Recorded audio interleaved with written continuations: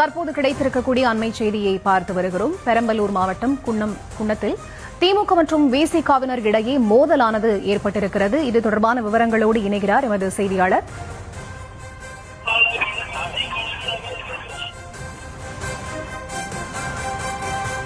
தமிழ்ச்செல்வன். அவரிடம் பேசலாம். வணக்கம் தமிழ்ச்செல்வன், எதற்காக திமுக மற்றும் விசிகவினர் இடையே இந்த மோதலானது தற்போது ஏற்பட்டிருக்கிறது?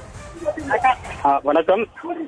அதாவது விசிக தாவேகாவுடைய ஆட்சி அமைச்சரவையில இடம் பெற்றது குறித்து ராசா சர்ச்சையான கருத்தை சமூக வலைதளத்துல பதிவிட்டிருந்தாரு.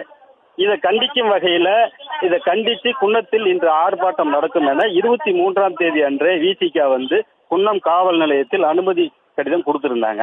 இதனையொட்டி குன்னம் காவல் நிலையத்துல விசிகவுக்கு அனுமதி வழங்கப்பட்டிருந்தது. அதே மாதிரி இந்த சட்ட ஒழுங்கு பிரச்சனை ஏற்படும் என்ற காரணத்தை கருத்தில் கொண்டு விசிகவுக்கு வழங்கப்பட்ட அனுமதி இன்றைக்கு ரத்து செய்யப்பட்டது.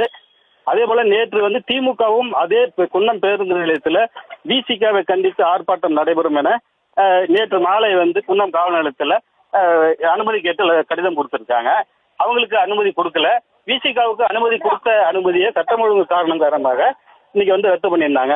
இருவரும் குன்னம் பேருந்து நிலையத்துல சந்திச்ச போது ஒருத்தருக்கு ஒருத்தர் வாக்குவாதமாகி ஒருவருக்கு ஒருவர் கல்லு மற்றும் கட்டையால தாக்கி கொண்ட காட்சி பரபரப்பை ஏற்படுத்தியுள்ளது. விவரங்களுக்கு நன்றி தமிழ்ச்செல்வன்.